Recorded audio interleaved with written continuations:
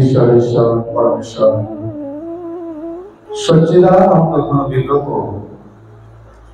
অনাদির আদি সর্বকারণের কারণ অনন্ত কোটি ব্রহ্মাণ্ডের অধিনায়ক নন্দনন্দন ব্রজেন্দ্র নন্দন ভগবান শ্রীকৃষ্ণের অসীম অনুকম্পায় অসীম কৃপায় আমরা সকলে হরিকথা গুরুকথা ভাগবত কথা তথা ভাগবতীয় কথা শুনবার মানুষের এই বিরাটি রাজবাড়ি কলোনি অবস্থিত যোগানন্দ আশ্রমে এসে উপস্থিত হয়েছে। ৭৩তম বর্ষে ভাগবতীয় আস্বাদনের এই যে মহতী উৎসব, আজ তার প্রথম দিবস। আর একে একে আমি 2 দিবস আপনাদেরকে শ্রী গৌর হরির লীলামৃত আস্বাদন করি।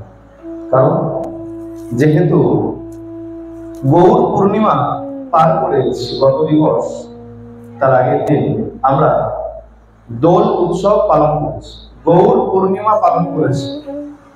আর সেই সময়ের মধ্যে যখন এই উৎসব, তার মধ্যে আমরা গৌর কথাই আস্বাদন।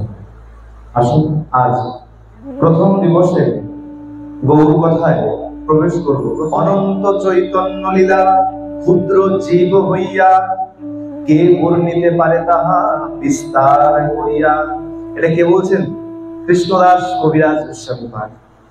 তিনি বলছেন অনন্ত চৈতন্য লীলা ক্ষুদ্র জীব হইয়া কে বর্ণিতে পারে তাহা বিস্তার করিয়া। কৃষ্ণদাস কবিরাজ গোস্বামী পাদ তিনি যদি এই কথা বলেন, তাহলে আমাদের পক্ষে চৈতন্য মহাপ্রভুর কথা বলার সামর্থ্য আর কত। কবিরাজ গোস্বামী পাদ যিনি নিজের চাক্ষুষ কখনো মহাপ্রভুকে দেখেন নাই, মন দিয়ে শুনবেন। কৃষ্ণদাস কবিরাজ গোস্বামী পাদ যিনি এই চৈতন্য চরিতামৃত রচনা করেছেন, তিনি কোনোদিন চাক্ষুষ মহাপ্রভুকে দর্শন করেন নাই। কিন্তু বাস্তব সত্য কথা, কেউ যদি একবার হলেও চৈতন্য চরিতামৃতকে মন দিয়ে একবার পড়ে নেয়, ভক্তি দিয়ে একবার পড়ে নেয়, সে প্রতি লীলায় লীলায়, প্রতি তার পয়ারে পয়ারে মহাপ্রভুকে দর্শন করতে পারে। যখন যখন যে যে লীলা করবেন, মনে হবে সাক্ষাৎ মহাপ্রভু যেন আপনার সামনে সে লীলা করে বেড়াচ্ছে। কি করে সম্ভব? বলে এটা ভক্তের ক্ষমতার দ্বারাই সম্ভব। ভক্তের ক্ষমতায় ভগবান এসে ধরা দেয়। এই কৃষ্ণদাস কবিরাজ গোস্বামী পাদ আরেকটু জেনে নেব। এই কৃষ্ণদাস কবিরাজ গোস্বামী পাদ এই চৈতন্য চরিতামৃত কেন রচনা করলেন? চৈতন্য চরিতামৃতের আগে চৈতন্য ভাগবত ছিল, যেটা বৃন্দাবন দাস ঠাকুর রচনা করেছিলেন। বৃন্দাবন দাস ঠাকুর কে ছিলেন? শিবাস আচার্যের ভাইয়ের কন্যা, মানে ভাতিজি যাকে বলা হয়। এই ভাতিজির নাম ছিল নারায়ণী। একদিন নারায়ণী তখন 4-5 বছর বয়স হবে, মহাপ্রভু তাম্বুল চর্পণ করছে, মুখে তাম্বুল চর্পণ করছেন, বসে রয়েছেন। আর এই নারায়ণী এসছে। নারায়ণীকে দেখে মহাপ্রভু অদ্ভুতভাবে মুখের থেকে চর্বিত তাম্বুল, অধরামৃত, মুখের থেকে সেই চর্বিত তাম্বুল নিয়ে নারায়ণীর মুখে দিয়ে দিয়েছে। নারায়ণীর মুখে দিয়ে দিয়েছেন। অদ্ভুতভাবে নারায়ণীর মুখে যেই মাত্র দিয়ে দিয়েছেন, মহাপ্রভু বলছে নারায়ণী একটু হাসো। নারায়ণী খিলখিল করে হাসতে লেগেছে। নারায়ণী একটু কাঁদো। বলতে না বলতে নারায়ণী গুনগুন করতে লেগেছে। নারায়ণী একটু নৃত্য করে দেখাও। নারায়ণী নৃত্য করতে লেগেছে। শিবাস আচার্য বুঝতে পারলেন মহাপ্রভু কি বলতে চাইছেন। মহাপ্রভু বলতে চাইছেন যে আমি এসেছি নামে প্রেমে এই জগৎকে ভাসিয়ে দেওয়ার জন্য। এই যে নারায়ণী, এই নারায়ণীর গর্ভেই জন্মগ্রহণ করেছিলেন বৃন্দাবন দাস ঠাকুর। যে বৃন্দাবন দাস চৈতন্য ভাগবত রচনা করেছিলেন। এই চৈতন্য ভাগবতের প্রথম নাম ছিল চৈতন্য মঙ্গল। যদিও সেই সময় আরেক আচার্য তিনিও এক গ্রন্থ রচনা করেছিলেন, তার নাম ছিল চৈতন্য মঙ্গল। একই নামের দুটো গ্রন্থ কি করে চলবে? এই চিন্তা করে বৃন্দাবন দাস ঠাকুর নিজের গ্রন্থের নাম চৈতন্য মঙ্গল থেকে চৈতন্য ভাগবত রাখলেন। আর এই চৈতন্য ভাগবতের মধ্যে মহাপ্রভুর আদি লীলা আর মধ্য লীলা ছিল, অন্তলীলা ছিল। গ্রন্থের বিস্তারের ভয়ে আর বৃন্দাবন দাস ঠাকুর তিনি এই মহাপ্রভুর অপ্রকট হয়ে যাওয়ার লীলা, সেই বিরহ সহ্য করতে পারেন, তাই সেই বিরহকে তিনি রচনা করেননি। আচার্যগণ, বৈষ্ণব আচার্যগণ কৃষ্ণদাস কবিরাজ গোস্বামীপাদকে আদেশ করেছিলেন যে কবিরাজ যাও, তুমি এই মহাপ্রভুর সম্পূর্ণ লীলা বর্ণন করো। চৈতন্য ভাগবতে মহাপ্রভুর অন্তলীলা নাই, অপ্রকট লীলা নাই, তুমি গিয়ে সেই লীলা রচনা করো। সবার আদেশে কৃষ্ণদাস কবিরাজ গোস্বামীপাদ তিনি কলম দিলেন, এই চৈতন্য চরিতামৃত রচনা করলেন। তাও অল্প বয়সে নয়, অধিক বয়সে, যখন অনেক বৃদ্ধ, সেই বয়সে কৃষ্ণদাস কবিরাজ গোস্বামীপাদ এই চৈতন্য চরিতামৃত রচনা করেছিলেন। আর একটা দুটো গ্রন্থ পড়েন নাই। আমরা তো একটা গ্রন্থ পড়লেই মনে করি অনেক পণ্ডিত হয়ে গেছি। 60 খানা, 60 খানা সংস্কৃত গ্রন্থ, যেগুলো এই নিমাই পণ্ডিতের চৈতন্য জন্ম সংক্রান্ত 60 খানা গ্রন্থ পাঠ করে তারপরে এই চৈতন্য চরিতামৃত রচনা করেছেন। যে চৈতন্য চরিতামৃত পাঠ করলে পরে আপনি সাক্ষাৎ চৈতন্য মহাপ্রভুকে দর্শন পর্যন্ত করতে পারবেন। কেন? এই কৃষ্ণদাস কবিরাজ গোস্বামীপাদ তার ভেতরে ভক্তি এমন ছিল, সেই ভক্তি দিয়ে ভগবানকে যেন এই চৈতন্য চরিতামৃতের মধ্যেই স্থাপন করে দিয়েছে। আসুন আজকের এই প্রথম দিবসের চৈতন্য চরিতামৃতের কথা প্রসঙ্গে আমরা আজকে নিমাইয়ের আবির্ভাবের কথা শ্রবণ করে আমরা শ্রী গৌরহরি জন্মলীলা আস্বাদন করব। চৈতন্য চরিতামৃতে প্রথমে মহাপ্রভু এই জন্মলীলা খুব সুন্দর বর্ণন করা হয়েছে। জন্মলীলা তো শ্রবণ করবো, তার আগে জানতে হবে মহাপ্রভু কেন আসলেন, সেটা প্রথমে জানার দরকার। চৈতন্য চরিতামৃতে প্রথমে কারণ বর্ণন করা হয়েছে। মহাপ্রভু কেন আসলেন, কি প্রয়োজন ছিল, ভগবান কি কারণে এরকম ভক্ত রূপ ধারণ করে এই ধরণীতে লীলা করার কারণ। এক সময় ভগবান চিন্তা করছেন, এই ভক্তি ভক্তি ভক্তি ভক্তি করে সবাই নিজের রাজপাট সব রকম সুখ ত্যাগ করে একমাত্র ভক্তি ভক্তি করে সব কেন ছেড়ে দিচ্ছে? প্রহ্লাদ মহারাজ, ধ্রুব মহারাজ, এরা সবাই ভক্তির কারণে নিজের রাজত্ব ছেড়ে দিয়েছে। মহামণি, যাকে আমরা ভরত বলি, জড় ভরত বলি, তিনিও একমাত্র ভক্তি ভক্তি করে সর্বস্ব ত্যাগ করে দিয়েছে। তাহলে ভক্তির মধ্যে এমন কি সুখ আছে, সেই সুখ আমাকে আস্বাদন করতে হবে, জানতে হবে এই সুখ কেমন সুখ, যে সুখ নিয়ে এরা সবাই সমস্ত পার্থিব চিন্তন, পার্থিব সুখ ত্যাগ করে দিয়েছে।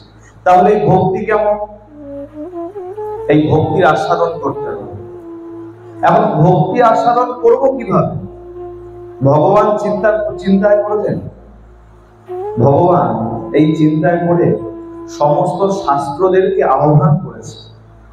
সমস্ত বেদ বেদান্ত আদি যত যত শাস্ত্র রয়েছে সবাইকে আহ্বান করেছে। সবাই এসে একভাবে একদম সঙ্গ করে বসেছে। যেমন এখানে সাধু সঙ্গ হচ্ছে, তেমন সেখানে শাস্ত্রের সঙ্গ লেগে গেছে। ভগবান বসে জিজ্ঞাসা করছে, আমি এই ভক্তি আস্বাদন করতে চাই। ভক্তি কেমন? এই ভক্তি আস্বাদন করতে চাই, তার পথ বল। শাস্ত্রগণ বলছেন, প্রভু আমরা কি পথ বলবো? যিনি অনন্ত কোটি ব্রহ্মাণ্ডের মালিক, তাকে আমরা কি বিধান দেব? 4 বেদ সেখানে উপস্থিত রয়েছে, ঋক, সাম, যজুর, অথর্ব, তারাও সেই সভায় উপস্থিত, কিন্তু তারা কেউ কোনো পথ বলতে পারছে। কেন?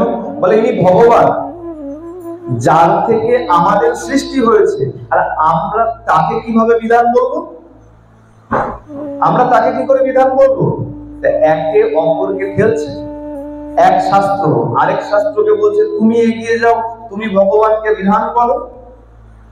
আরেক শাস্ত্র অপর শাস্ত্রকে একটু ঠেলে দিয়ে বলছে যাও তুমি এগিয়ে যাও, তুমি গিয়ে বিধান করো।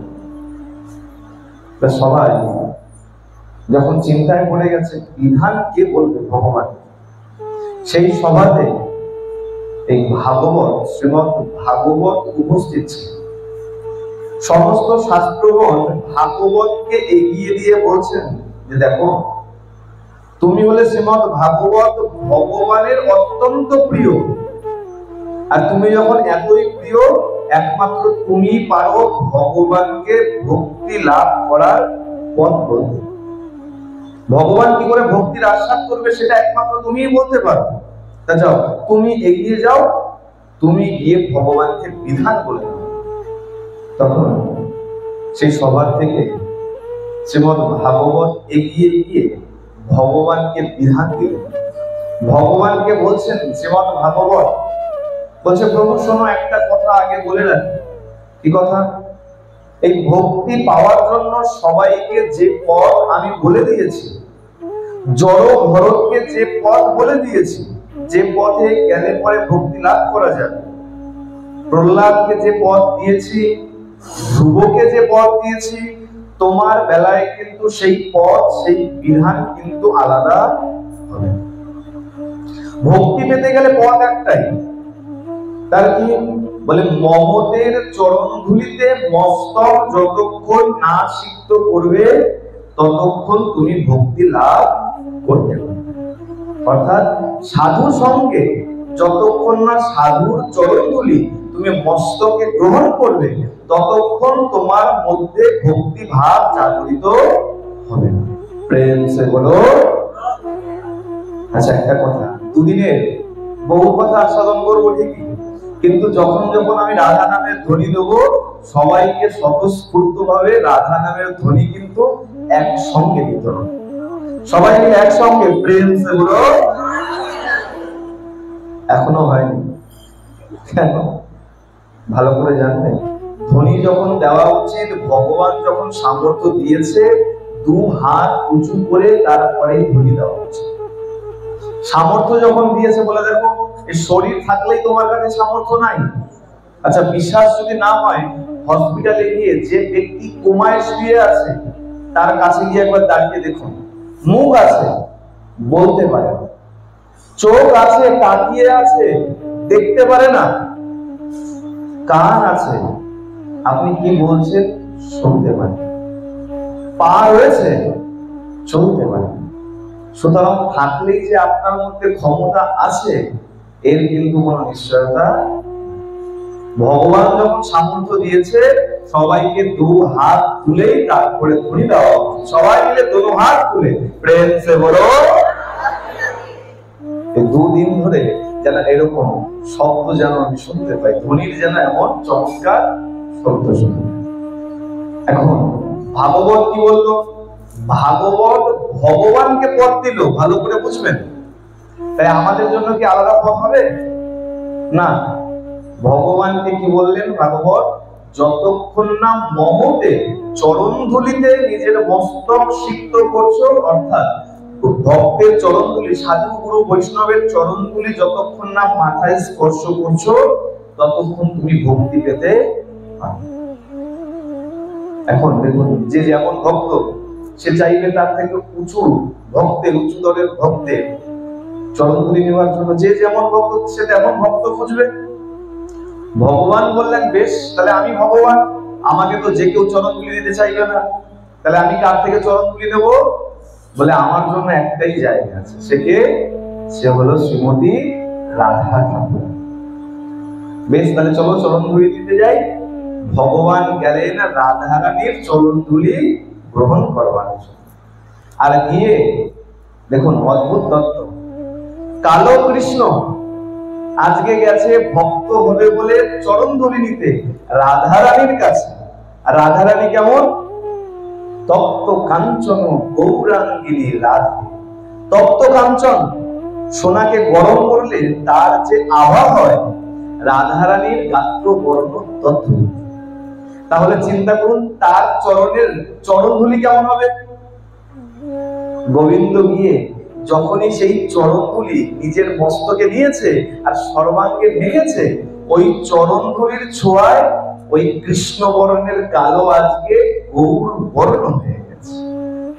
আর সেই তত্ত্ব নিয়ে রাধারানীর চরণধুলিতে সিক্ত হয়ে রাধা কৃষ্ণ এক আত্মা, দুই দেহ ধরেছিলেন।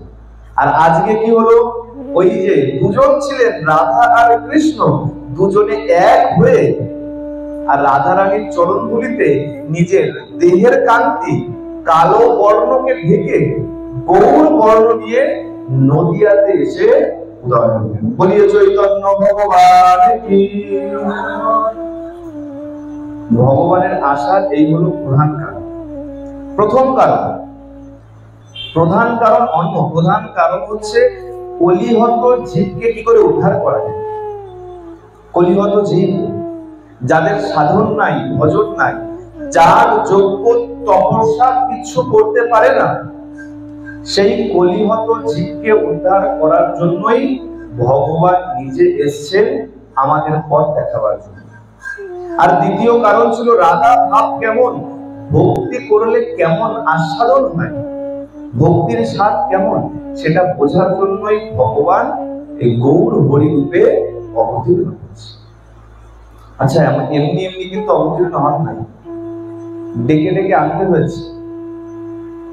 অদ্বৈত আচার্য তিনি দেখছেন যে সেই সময় যখন কথা বলছি, এটা চৈতন্য মহাপ্রভুর আসার আগের কথা বলছি। সেই সময় গীতা ভাগবত আদি পাঠ হতো ঠিকই, গীতা পাঠ করতো সবাই, ভাগবত পাঠ করতো, কিন্তু ভক্তি দিয়ে নয়। জ্ঞান যোগ, কর্মযোগ, এমন এমন যোগের মধ্যে থেকে তারা নীরব সরস হয়, সে গীতা ভাগবতের পাঠ করত।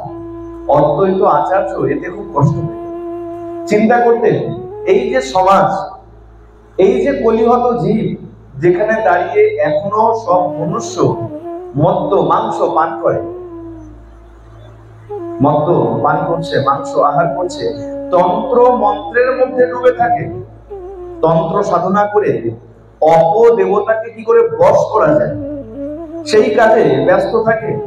এই সমাজকে, এই কলিহত জীবকে কি করে উদ্ধার করবো, তাদের মধ্যে ভক্তি কি করে আনবো, এই চিন্তা করে অদ্বৈত আচার্য নিরন্তর শাস্ত্র অধ্যয়ন করতেন, চিন্তা করতেন আর ভগবানকে ডাকতেন। অদ্বৈত আচার্য তিনি দেখছেন সর্বশাস্ত্রে করে কৃষ্ণ ভক্তির ব্যাখ্যা, কৃষ্ণ পূজা, কৃষ্ণ কথা, নাম সংকীর্তন। তিনি কি করতেন, ভক্তির ব্যাখ্যা করতেন, শাস্ত্র ধরে ধরে সবাইকে ভক্তির ব্যাখ্যা করতেন, আর সবসময় কৃষ্ণ পূজা করতেন, কৃষ্ণ নাম সংকীর্তনে ডুবে থাকতেন। কিন্তু সর্বলোক দেখি কৃষ্ণ বহির্মুখ, বিষয় নিমগ্ন লোক দেখি পায় লোক, লোকের বিস্তার হেতু করেন চিন্তন, কিমতে এসব লোকের হইবে তারণ। এই যে সব কলিহত জীব, এদের কিভাবে তারণ হবে, সেই চিন্তায় যখন নিমগ্ন রয়েছেন, তখন কৃষ্ণ অবতারী করে ভক্তির বিস্তার, তবে তো সকল লোকের হইবে নিস্তার।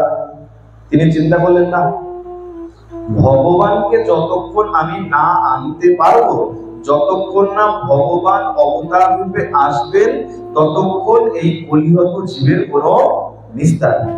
কিন্তু ভগবানকে আনবো কিভাবে? ভগবানকে আনাটা তো সহজ নয়। বলে দেখো, সবার মনের মধ্যে ভগবান দর্শনও দেন না। সবাই চাইলে মনের মধ্যে কিন্তু ভগবানকে দর্শন করতে পারে। যার মধ্যে ভক্তি আছে, ভগবানের প্রতি প্রেম আছে, সেই চাইলে মনের মধ্যে ভগবানকে দর্শন করতে পারে। অদ্বৈত আচার্য চিন্তা করছেন, আনবো তো আনবো কিভাবে? যখন এভাবে চিন্তা করছেন, তখন তার মনে একটা শ্লোক জেগেছে। গৌতমীয় তন্ত্রে ভগবান নারদকে এই শ্লোক বলেছিলেন, যে বলে, দেখো নারদ, এই সবাই বলে ভগবানকে কেনা যায় না, ভগবানকে পাওয়া যায় না, কিন্তু শোনো, আমিও বিক্রি হয়ে যাই। কি বললেন ভগবান? আমিও বিক্রি হয়ে যাই। নারদ শুনে চমৎকৃত হয়ে গেছে। প্রভু, তোমাকেও কেনা যায়? তোমাকেও কেনা যায়? এ কেমন ভাবে? ভগবান বলছেন শোনো, বলে দেখো, আমিও বিক্রি হই। কার কাছে বিক্রি হই? ভক্তের কাছে বিক্রি হই। আর কিসের মূল্যে বিক্রি হই? বলে সেটাও বললো, ভালো করে শোনো। তুলসী দল মাত্রেন জলস্য চুলুকেন বা বিক্রীতে সমাত্মানং ভক্তেভ্যো ভক্ত বৎসল। তুলসী দল মাত্রেন, একদল তুলসী, আর জলস্য চুলুকেন বা এক চুলুক জল, মানে এক গন্ডুস জল।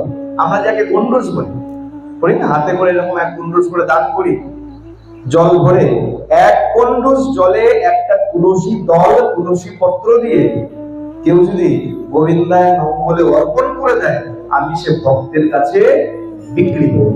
প্রেম সে বলো। কে বললেন? ভগবান বললেন, অন্য কেউ বলেন নাই। আর কাকে বললেন? নারদকে বললেন। এর থেকে কি বোঝা গেল?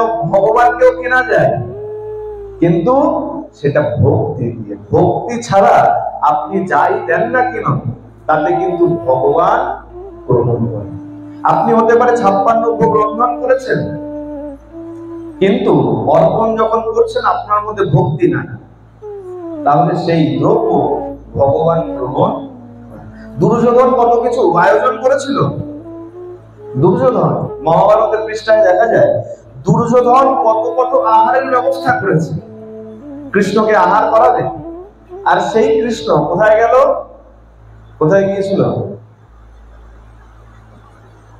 কলার খোসা খাওয়ার জন্য কোথায় গিয়েছিল? বিদুর পত্নীর ঘরে গিয়ে বসে পড়েছে। ক্ষুধা লেগেছে, তাই তো? মাধবে গোবিন্দের ক্ষুধা লেগেছে। কি খাচ্ছে? কলা। খুলে খুলে কলাগুলো ছুঁড়ে ফেলে দিয়েছে বিদুর পত্নী, আর খোসাগুলো নিয়ে নিয়ে গোবিন্দের মুখে দিচ্ছে। তাহলে এখন প্রশ্ন করুন ভগবানকে, ভগবান তুমি কি গ্রহণ করছো? কলার খোসা তো খাওয়া যায় না। খাওয়া যায়? কলার খোসা কেউ খাবেন? তাহলে তুমি কি করে খাচ্ছ? বলে না, শোনো, আমি না তো কলার খোসা খাচ্ছি, না তো আমি রাজভোগ গ্রহণ করছি, তাহলে আমি ওই মায়ের ভক্তিটাকে গ্রহণ করছি। সুতরাং তুমি যাই দাও না কেন, ভক্তি যদি না থাকে তাহলে ভগবান কিছুই গ্রহণ করেন।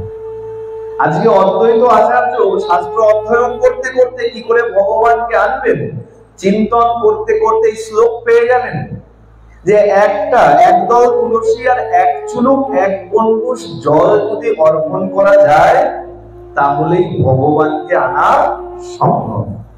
যখনই এই শ্লোক পেয়েছেন, এই শ্লোকার্থ আচার্য করেন বিচারণ, কৃষ্ণকে জল তুলসী দেয় যেই জন, তার ঋণ সহিতে কৃষ্ণ করেন চিন্তন, জল তুলসীর সম কিছু করে নাহি ধন, তবে আত্ম বেচি করে ঋণের শোধন, এইভাবে আচার্য করেন আরাধন।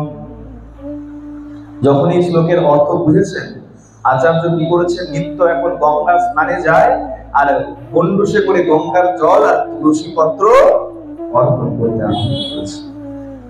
মদন গোপাল এসো, মদন গোপাল এসো হুঙ্কার দিতেন, হুঙ্কার দিতেন। হুঙ্কার করতে করতে ওই এক গন্ডুস জল আর তুলসী পত্র নিত্য নিত্য অর্পণ করতেন আর ভগবানকে ডাকতেন, মদন গোপাল তুমি এসো, মদন গোপাল তুমি এসো। আর সেই মদন গোপালের অদ্বৈত আচার্যের হুঙ্কারে সাড়া দিয়ে ভগবান সেই বৈকুণ্ঠের সিংহাসন ছেড়ে এই ধরণীর মাটিতে নদিয়াতে এসে উদয় হয়েছে। বলি গৌর হরি ভগবান কি। কিন্তু অদ্ভুত ব্যাপার, উদয় তো হবে, উদয়ের আগের কথা একটু শ্রবণ করুন। অদ্বৈত আচার্য যখন হুঙ্কার করছে তখনের পরিবেশ পরিস্থিতি কিন্তু ভালো ছিল। আমরা এখন বলি কি করে সাধন ভজন করব, কি করে উৎসব করব, তাই তো? উৎসব করতে গেল চিন্তা করি এই চারদিকে মানুষের যে মানসিক অবস্থা সব ব্যভিচারে ভরে গেছে। দোল পূর্ণিমা গেল, এত সুন্দর উৎসব গেল আমাদের, এত বড় একটা পরব গেল আমাদের, সনাতন ধর্মে এত বড় একটা তিথি গেল, আর আমরা কি করলাম? মদ্য মাংসে একদম সব ভরে যায়। হ্যাঁ, সত্য না মিথ্যা? দেখেছেন তো, দোল পূর্ণিমার আগের দিন মদের দোকানের লাইন দেখলে মনে হবে রেশন দোকানের লাইন পড়েছে। হ্যাঁ, আর বাজারে গিয়ে সবজির দোকানে ভিড় নাই, যত ভিড় মাছ মাংসের দোকানে রয়েছে। কিন্তু উচিত কি ছিল, যারা সনাতন ধর্মে আছে আর যারা বৈষ্ণব ধর্মের কথা ছাড়বে, যারা সনাতন ধর্মে রয়েছে তাদের উচিত ছিল সাত্বিক আহার করে এই দিনটাকে আনন্দের সঙ্গে পালন করা। আনন্দ মানে মদ্য মাংস পান করলে আনন্দ হয় না। কি আনন্দ? কতজনকে দেখেছি মদ্য পান করে রাস্তার পাশে পড়ে রয়েছে। কি আনন্দ করলে তুমি? বলে আমরাও নেশা করেছি। কেমন নেশা করেছি? এই দোল পূর্ণিমার দিন থেকে নিত্য নিত্য অনুষ্ঠান থাকে, দোল পূর্ণিমার দিন আমরাও এই ভাগবত রূপে মদের নেশায় আমরাও রয়েছি। কিন্তু সেই মদের নেশা এমন, সেইখানে আনন্দই আর আনন্দ, সেইখানে দুঃখের কোনো জায়গা ছিল না। প্রেম সে বলো, সবাই মিলে একসঙ্গে প্রেম সে বলো। আমরাও নেশা করি। কি বলছে? শ্রী মদ ভাগবত। হ্যাঁ, যদি পারিপার্শ্বিক লোকের চিন্তা করেন, মদ এখানেও বলা হচ্ছে মদ, আমি শাস্ত্রীয় আলাপ ছেড়ে দিলাম, মদ তোমরাও মদ খাচ্ছ, আমরাও মদ খাচ্ছি। কি মদ? শ্রীমদ ভাগবত। ভাগবত রূপে এই নামামৃত, এই নাম রস সুধায় আমরাও রয়ে যাচ্ছি। তোমাদের মধ্যে আনন্দ নাই, কিন্তু আমাদের মধ্যে আনন্দ ছিল, আছে, থাকে। গোবিন্দের চরণে যে আশ্রয় নিয়েছে তার জীবনের আনন্দ কোনোদিন শেষ হবে না, কোনোদিন শেষ হবে না। এই যে পরিস্থিতি আমরা চিন্তা করছি, এত বাজে পরিস্থিতির মধ্যে আমরা আছি, এর থেকে খারাপ পরিস্থিতি ছিল চৈতন্য মহাপ্রভু আসার প্রাক্কালে। কেন? সেই সময় প্রথমেই বললাম, মানুষেরা মদ্য মাংস আহার করত, আর সেই সময় সবাই এই তন্ত্র সাধনা করে অজ্ঞ দেবতাকে বশ করার চেষ্টা করে। আর কি বলে, সেই সময় নবদ্বীপে কেবল পাণ্ডিত্যের অহংকার, দম্ভ এইসব চলছে। মানুষ কেবল চেষ্টা করে কি করে বিদ্যা অর্জন করা যায়, কি করে পণ্ডিত হওয়া যায়, কেবলমাত্র এই চিন্তা করতেন। পাণ্ডিত্য কি করে অর্জন করা যাবে। কেমন ছিল দেখুন, ছোট ছোট বাচ্চা থেকে শুরু করে 5 বছর বয়স থেকে শুরু করে বৃদ্ধ, বড় বড় বৃদ্ধ পর্যন্ত কেবলমাত্র শাস্ত্র অধ্যয়ন করতে, পণ্ডিত হতে হবে, পাণ্ডিত্য অর্জন করতে হবে। বিদ্যা আর বিদ্যার ছড়াছড়ি। শিশুর জন্ম হলেই মাতা চিন্তা করতো আমার ছেলেকে বড় বিদ্বান বানাতে হবে, পণ্ডিত বানাতে হবে। পিতার কথা তো ছেড়েই দেন, পিতা তো চাইতোই। আর পুরুষ তো পুরুষ, মহিলারা পর্যন্ত এই বিদ্যা অধ্যয়ন, রাস্তাঘাটে, পথে ঘাটে, নদীর ধারে, পুকুর পাড়ে, যেখানে এক রমণী অপর রমণীর সাথে, এক গৃহবধূ অপর গৃহবধূর সঙ্গে সাক্ষাৎ হতো, তারা শাস্ত্র আলোচনা করত, শাস্ত্র পর্যালোচনা করত। এখন কি করে? এখন রাস্তায় দেখা হলে হয় দিদি কি রান্না করেছো, আর যদি তা না হয় ওই জানেন তো ওই বাড়ির মেয়েটা দেখতে এত খারাপ ছিল, স্বভাব এত খারাপ, তাও বিয়ে হয়ে গেল, আমার মেয়েটার বিয়ে এখনো হয়। এই অপরের নিন্দা চর্চা ছাড়া এখন কিন্তু আর কোনো কিছু। আচ্ছা, এ যদি না হয়, আর এর থেকে বড় কি হয়? ওই গতকাল সিরিয়ালে দেখেছিলাম শাশুড়ি বৌমার খাবারে বিষ মিশিয়ে দিয়েছে, না জানি আজকে বৌমা কি করবে। এই তো, এই বিষয় ছাড়া আর কি আছে আমাদের চর্চা? কজন আছে রাস্তায় দেখা হলে একটু আলোচনা করে, এই জানো অমুক জায়গায় ভাগবত শুনতে গিয়েছিলাম, তো অমুক জায়গার পাঠক মহারাজ এই এত সুন্দর একটা প্রসঙ্গ শোনালো। কজন বলে? বলে মা? বলে? কাউকে দেখেছেন রাস্তায় দাঁড়িয়ে এরকম ভাগবত, গীতা এইসব শাস্ত্রের আলোচনা করছে, জিজ্ঞাসা করছে বা বলছে? না। সেই সময় নবদ্বীপ কেমন ছিল? পুরুষ ছেড়ে দাও, মহিলা, নারী, গৃহবধূ, ছোট বালিকা পর্যন্ত বিদ্যা অধ্যয়ন করত, একে অপরের সঙ্গে শাস্ত্র নিয়ে তর্ক বিতর্ক করত। আর ছোট ছোট বাচ্চারা কেমন ভাবে ঘুরতেন? বগলে পুঁথি, বগল দাবা করে ঘুরে বেড়াতেন। কেন? যদি কোথাও তর্ক বিতর্ক বাদে আর যদি প্রমাণ দিতে হয়, কোথাও কোথাও আমাদেরকে অনেক সময় প্রমাণ চায়। আপনি এই প্রসঙ্গটা বললেন, কোন বই থেকে পেয়েছেন? আমাদেরকে অনেক সময় বলতে হয় অমুক গ্রন্থ খুলে দেখো, অমুক বইয়ের অমুক পৃষ্ঠা খুলে দেখো।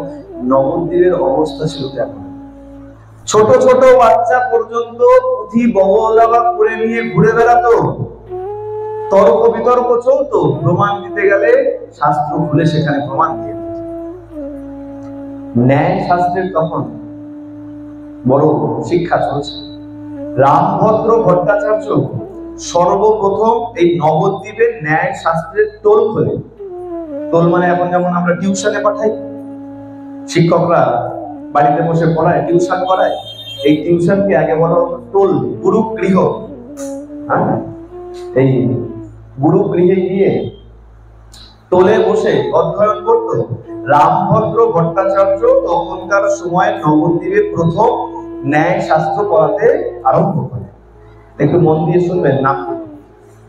আর এই রামভদ্র ভট্টাচার্যের সমসাময়িক আরো দুজন অধ্যাপক ছিলেন। একজনের নাম মহেশ্বর বিশারদ আর আরেকজন হলেন নীলাম্বর চক্রবর্তী। এই দুজনও অধ্যাপক ছিলেন। এই যে মহেশ্বর বিশারদ, একটু বোঝার চেষ্টা করবেন নবদ্বীপের অবস্থাটা তখন কেমন।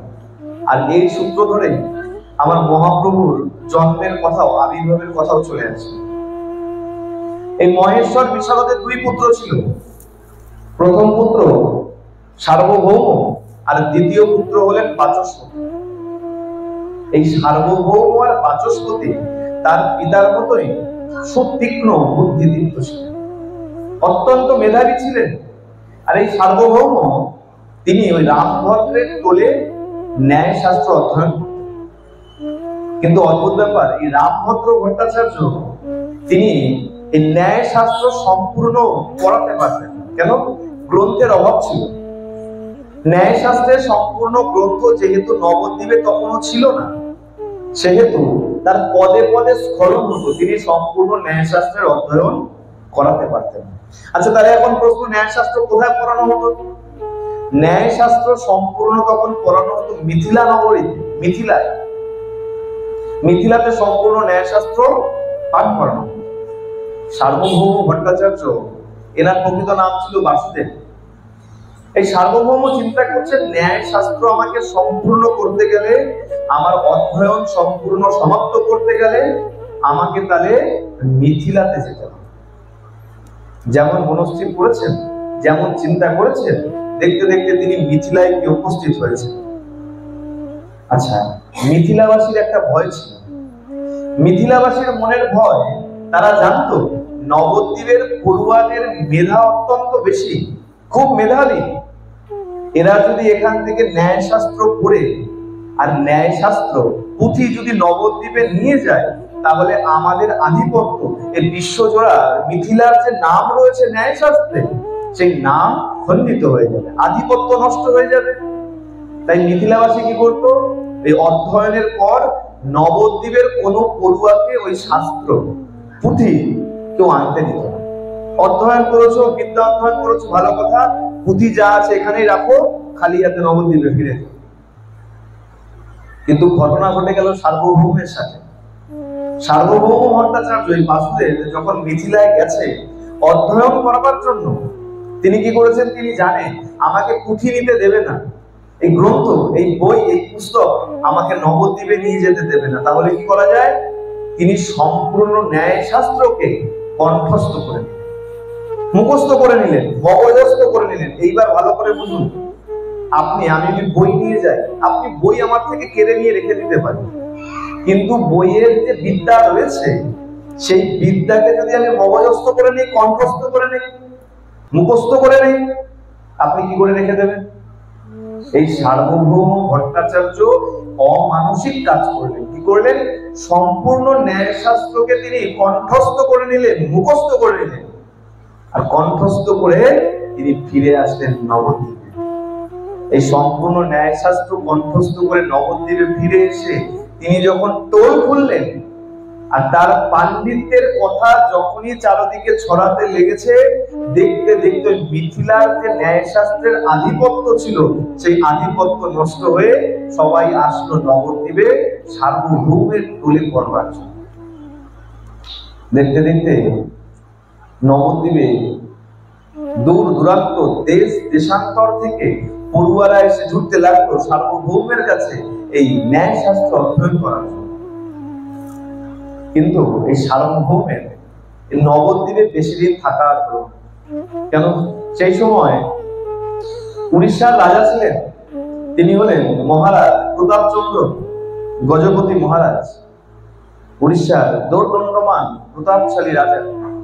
তিনি যখন শুনেছেন সার্বভৌম ন্যায় শাস্ত্রে এত বড় পণ্ডিত, চারদিক থেকে তারা এত সুনাম শুনেছেন, এই সার্বভৌমকে বৃত্তি দিয়ে নবদ্বীপ থেকে উড়িষ্যায় নিয়ে তার নিজের রাজধানীতে গিয়ে স্থাপন নিয়ে গিয়ে রাখলেন, রাজধানীতে নিজের রাজ দরবারে নিয়ে রাখলেন।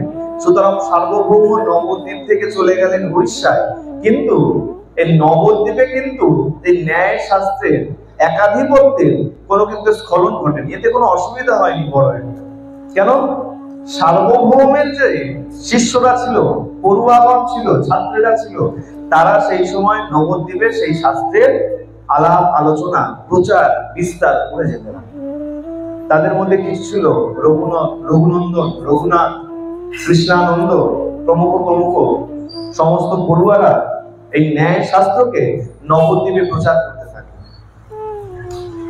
আর অদ্ভুতভাবে এই সার্বভৌমের সমসাময়িক একজন কুলীন ব্রাহ্মণ, তিনি নবদ্বীপে আসলেন এই পাণ্ডিত্য অর্জন করার জন্য, বিদ্যা অর্জন করার জন্য। তার নামই হলো জগন্নাথ মিশ্র। তিনি কে? জগন্নাথ মিশ্র কে ছিলেন? চৈতন্য মহাপ্রভুর পিতা। একটু মন দিয়ে শুনবেন, এই জায়গাটা খুব সুন্দর। এই জগন্নাথ মিশ্র আসলেন নবদ্বীপে। কোথা থেকে আসলেন? বাড়ি কোথায় ছিল? বাংলাদেশের দক্ষিণ ঢাকায় এই জগন্নাথ মিশ্রের পিতা উপেন্দ্র মিশ্রের নিবাস। সুতরাং যদি জন্মসূত্র ধরা হয়, তাহলে মহাপ্রভু বলেন বাংলাদেশের বাসিন্দা। আমরা ধরি না, এই তোমার ঠাকুরটা কোথায় ছিল, বলে বাংলাদেশে, বলে গেলে তুমিও বাংলাদেশি। তাহলে তাই যদি সূত্র ধরা হয়, মহাপ্রভু কোথাকার? বাংলাদেশ। বাংলাদেশের দক্ষিণ ঢাকার বাসিন্দা ছিলেন উপেন্দ্র মিশ্র। আর এই উপেন্দ্র মিশ্রের 7 সন্তান ছিল, 7টা ছেলে ছিল।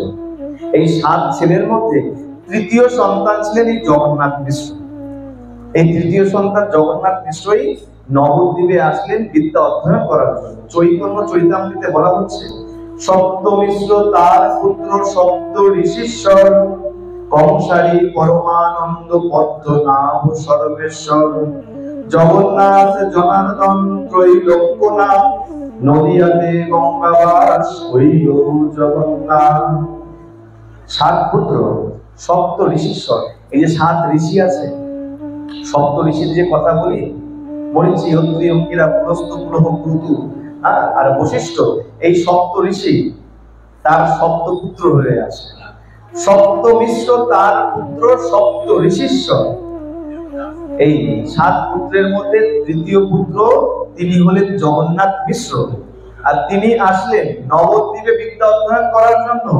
আরো চমৎকার কথা শুনুন, এই জগন্নাথ মিশ্র তৎকালীন সময়ে নবদ্বীপে সব থেকে দেখতে সুন্দর পুরুষ ছিলেন।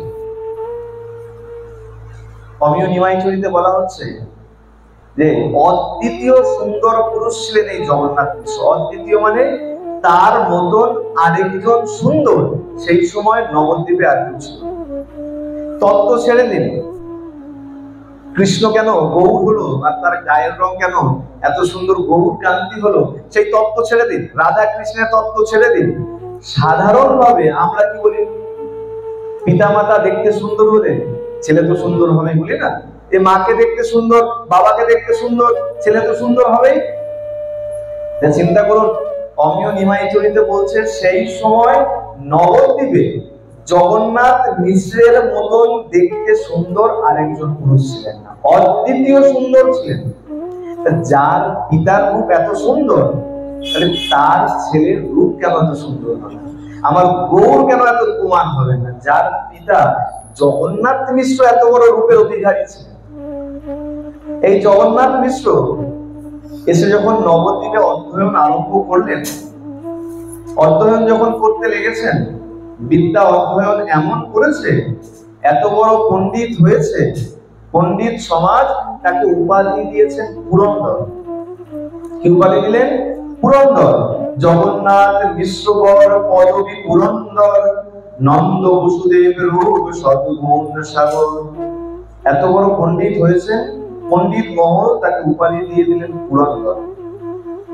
আর নবদ্বীপে সেই সময় যার কন্যা আছে, সেই ব্যক্তি পণ্ডিত দেখে জামাই খুঁজতেন।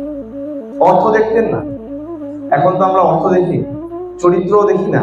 এক যদি সরকারি চাকরি করে, আর উপরন্তু সরকারি চাকরি না করলেও যেই কাজই করুক, সৎ হোক আর অসৎ হোক, মোটা টাকা যদি থাকে তাহলেই বলে তার হাতে মেয়ে দিয়ে দাও। বিচারও করি না, মেয়ে দিচ্ছি, কন্যাদান করছি, তো কার হাতে কন্যাদান করছি? সেই সময় কাকে কন্যাদান করা হতো? যে যত বড় পণ্ডিত ছিল, পণ্ডিত খুঁজতো জামাই হিসাবে।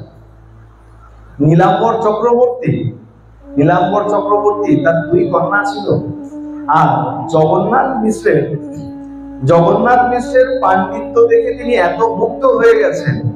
এই নীলাম্বর চক্রবর্তী উচ্চমানের জ্যোতিষীও ছিলেন। এই নীলাম্বর চক্রবর্তী জগন্নাথ মিশ্রের পাণ্ডিত্যে মুগ্ধ হয়ে তার জ্যেষ্ঠা কন্যা নাম তার শচী দেবী, এই শচী দেবীর সঙ্গে জগন্নাথ মিশ্রের বিবাহ দিলেন। জগন্নাথ মিশ্রের সঙ্গে শচী দেবীর বিবাহ হলো। এই জগন্নাথ মিশ্র তিনি আর পরে বাংলাদেশে ফেরত যান। কেন জানেন? বলা হচ্ছে যে তার পিতা অর্থনৈতিক অবস্থা খুব একটা ভালো ছিল।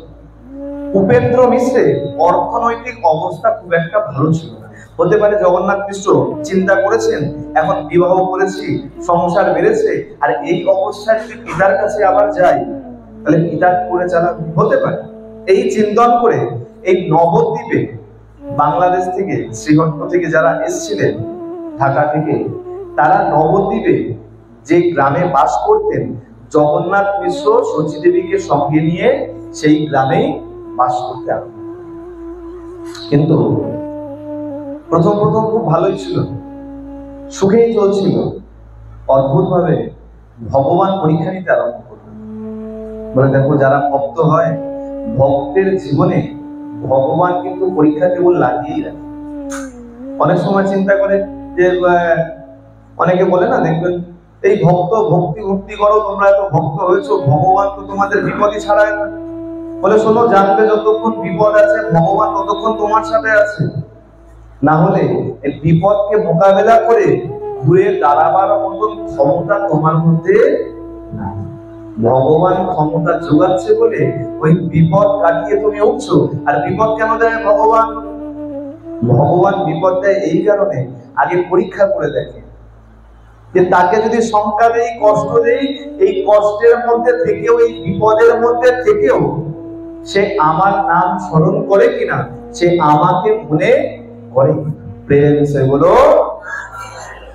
বলে দেখো, যে বিপদের সময় স্মরণ করে, জানবে সেই হলো প্রকৃত বন্ধু। তাহলে বিপদ দেওয়ার আরেকটা কারণ আছে। দুই বন্ধু ছিল। এক বন্ধু অত্যন্ত দানশীল, অনেক দান করে। মনে করুন রাজা ছাদের ওপর থেকে দাঁড়িয়ে দাঁড়িয়ে রোজ দান করে, ছুটে দেয়, আর সবাই এসে কুড়িয়ে নিয়ে যায়। সবাই আসে ঝোলা ভরে নিয়ে চলে যায়। তা সে রাজা বলছে, অদ্ভুত ব্যাপার, আমি দান করি, কেউ একবার উপরে তাকিয়ে দেখে না যে কে দান করছে? একবার উপরে তো তাকিয়ে দেখবে যে কে দান করছে। বলে শোন, বন্ধুটা বলে শোন, এক কাজ কর, এইভাবে দান করলে কেউ তাকিয়ে দেখবে না। এক কাজ কর, কালকে দানের পরিবর্তে সোনা গহনা অর্থাদি এইসব দানের পরিবর্তে কালকে পাথর ফেলতে শুরু করে। ওপর থেকে আহার সোনা দানা এসব ফেলতো, তো সবাই কুড়িয়ে কুড়িয়ে নিয়ে চলে যেত উপরে, আর তাকিয়ে দেখতো না কে ফেলছে। বন্ধু উপদেশ করলো, এক কাজ কর, সোনা দানা আহার এইসবের পরিবর্তে ইট পাথর এইসব ফেলতে শুরু কর।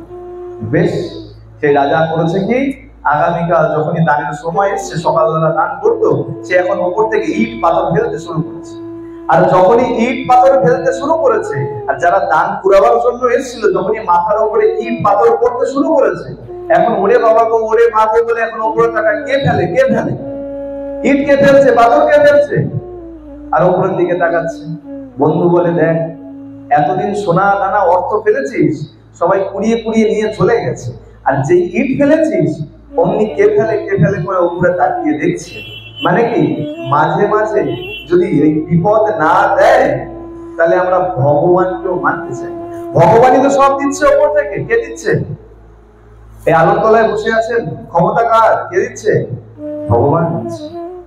হ্যাঁ, এই যে বাতাস চলছে, যারা অক্সিজেন, গাছের থেকে অক্সিজেন নিয়ে এখানে এত সুন্দর সুস্থ ভাবে বসে ভাগবতীয় আস্বাদন শুনছেন, তার ক্ষমতায়?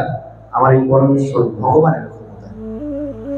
কিন্তু ততক্ষণ ভগবানকে ডাকি না যতক্ষণ না ভগবান উপর থেকে ইট ছড়ে, মানে কোন বিপদ আমাদের কাছে পাঠিয়ে।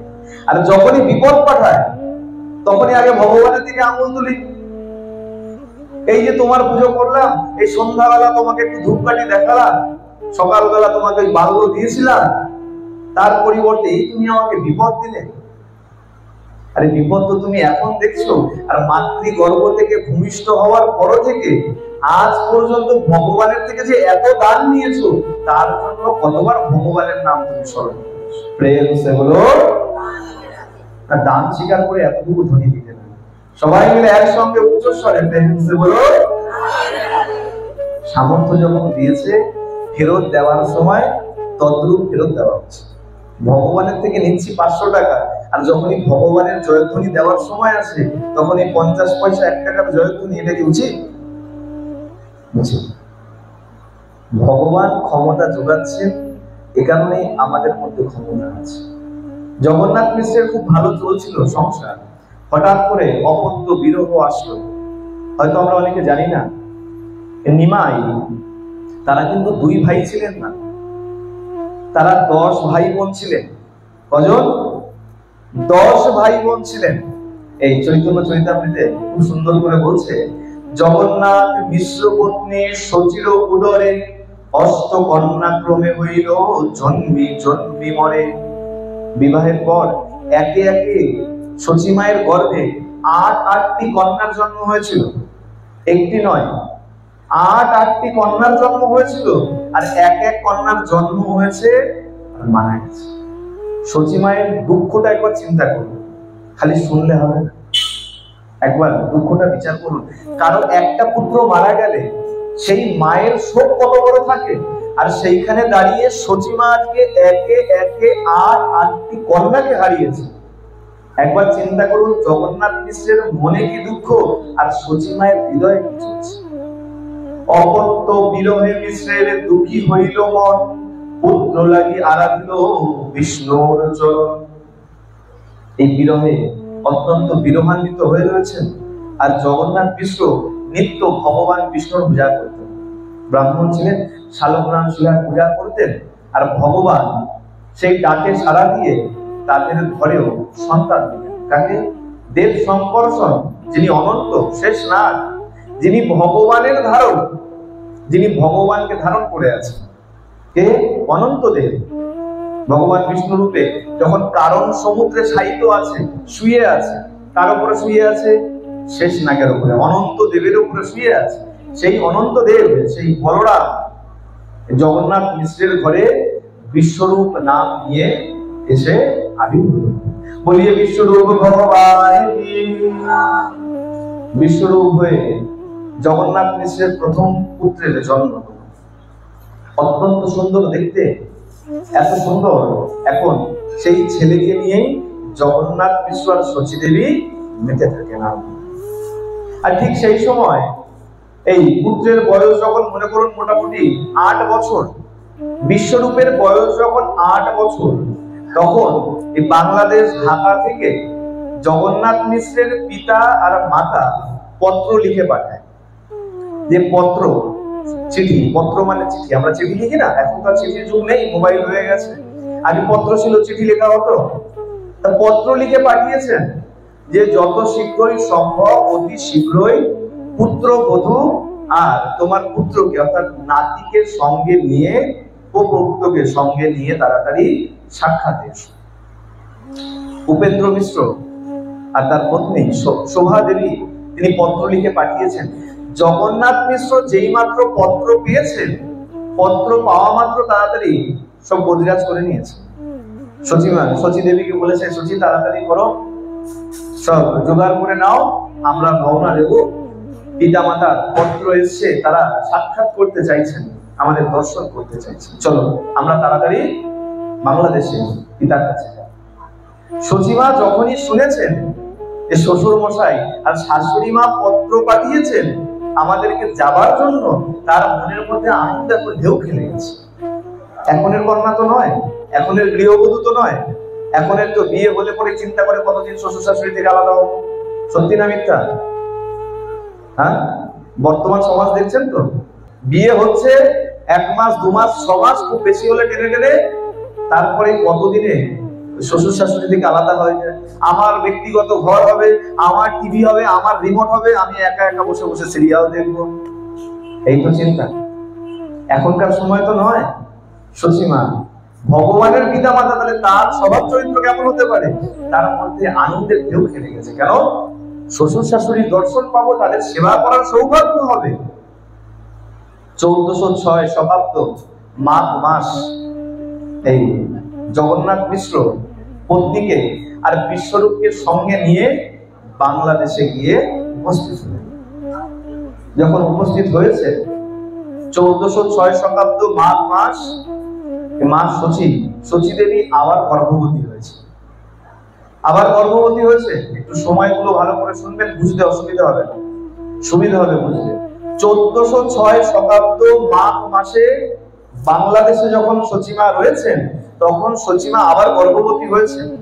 আর এই সময় বলা হচ্ছে এই বিশ্বরূপের বয়স 9 কি 10, যখন সচিমা আবার গর্ভবতী হলেন।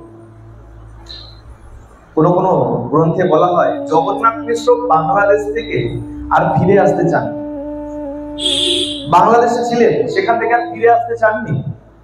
কিন্তু এই সচিমা, তার মা, নিজের মা জগন্নাথ মিশ্রের মা শোভা দেবী এই জগন্নাথ মিশ্রকে আদেশ করেছিলেন যে শোনো, তুমি যত তাড়াতাড়ি সম্ভব পুত্রবধূ, তোমার বধূকে নিয়ে আর বিশ্বরূপকে সঙ্গে নিয়ে আবার নবদ্বীপে ফিরে যাও। এবার এর মধ্যে একটা কারণ আছে। সন্তান চাইছে না পিতামাতাকে ছেড়ে নবদ্বীপে চলে আসুক, আর তার মা শোভা দেবী তিনি আজ্ঞা করছেন তুমি যত তাড়াতাড়ি সম্ভব পুত্রবধূ আর বিশ্বরূপকে সঙ্গে নিয়ে নবদ্বীপে ফিরে যাও। এই আজ্ঞা দেওয়ার কারণ কি? শোভা দেবী একদিন রাত্রবেলায় স্বপ্নাদেশ পান।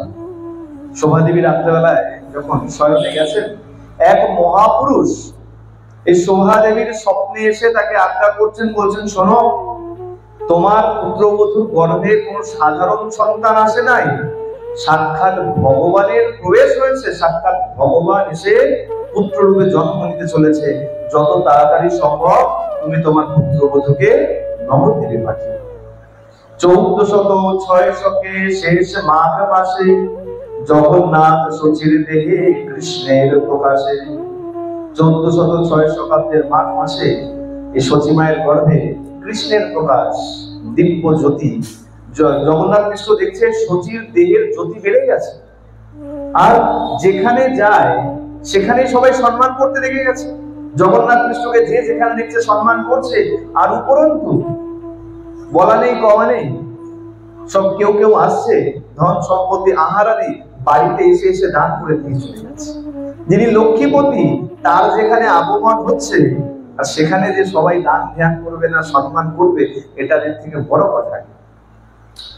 জগন্নাথ মিশ্র যখন আসতে চাননি, শোভা দেবী যখন আজ্ঞা করেছেন, জগন্নাথ মিশ্র 1407 শতাব্দে দশহরার সময়, এক দশহরায় যখন গঙ্গা স্নানের জন্য সবাই গঙ্গা স্নানের জন্য আসছেন, জগন্নাথ মিশ্র এই শচী দেবীকে সঙ্গে নিয়ে আর পুত্র বিশ্বরূপকে সঙ্গে নিয়ে আবার নবদ্বীপে ফিরে এসেছে।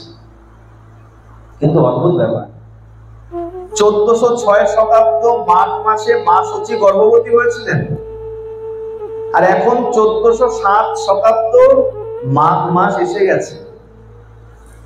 একাদশ মাস, 11 মাস পার হয়ে গেছে, মাঘ মাস এসছে, 12 মাস অতিক্রান্ত হয়ে গেছে, কিন্তু শচীমা এখনো না তো কোনো পুত্র না তো কোনো কন্যা, কোনো কিছুই জন্ম দেন। বলে সন্তান খুব বেশি কি বেশি 9 মাস 10 মাস 10 দিন সন্তান ভূমিষ্ঠ হয়ে যায়, তাই তো? কিন্তু শচীমা দেখতে দেখতে এক মাঘ মাসে গর্ভবতী হয়েছিল, পরবর্তী বছরের মাঘ মাস পার হয়ে গেল, ফাল্গুন মাস পড়ে গেল, মাঘ মাস গিয়ে ফাল্গুন মাস পড়ে গেল, এখনো পর্যন্ত কিন্তু শচীমায়ের প্রসবের কোনো লক্ষণ। জগন্নাথ মিশ্র চিন্তায় পড়ে গেছেন, কি ব্যাপার? দেখতে দেখতে 13 মাস হয়ে গেল, ত্রয়োদশ মাস, মাঘে মাঘে 12 আর ফাল্গুনে পড়লে 13, ত্রয়োদশ মাস হয়ে গেল, এখনো শচী কেন সন্তানের জন্ম দেয় না? হইতে হইতে হইল গর্ভ ত্রয়োদশ মাস, তথাপি ভূমিষ্ঠ নহে মিশ্রের হইল ত্রাস। জগন্নাথ মিশ্রের মনে ভয় লেগে গেছে, কি ব্যাপার? ত্রয়োদশ মাস হয়ে গেল, শচী এখনো গর্ভ কেন এখনো হচ্ছে না, প্রসব কেন করছে না? নীলাম্বর চক্রবর্তী রে কহিল, নীলাম্বর চক্রবর্তী কহিল কনিয়া। নীলাম্বর চক্রবর্তী তার শ্বশুর মশাইকে ডেকেছেন, তাড়াতাড়ি আসুন। দেখতে দেখতে শচীর ত্রয়োদশ মাসে গর্ভ করলো, এখনো শচী কেন প্রসব করছে না? এই প্রথমেই বললাম, নীলাম্বর চক্রবর্তী একজন জ্যোতিষী ছিলেন, উচ্চমানের জ্যোতিষী। তিনি গণনা করে দেখছেন, তিনি বলছেন নীলাম্বর চক্রবর্তী কহিল কনিয়া, এই মাসে পুত্র হইবে শুভক্ষণ পাইয়া। চিন্তা করো না, এই ফাল্গুন মাসে শুভক্ষণ দেখে আমার এই কন্যা এক সন্তানের জন্ম দেবে, আর এই সন্তান কোনো সাধারণ সন্তান হবে না, দিব্য সন্তান হবে। গণনা করে দেখে নিয়েছেন। যখন এই কথা বলেছে, সবার মধ্যে এখন শান্তি, সবাই নিশ্চিন্ত হয়েছে, জগন্নাথ মিশ্র এখন নিশ্চিন্ত হয়ে গেছে।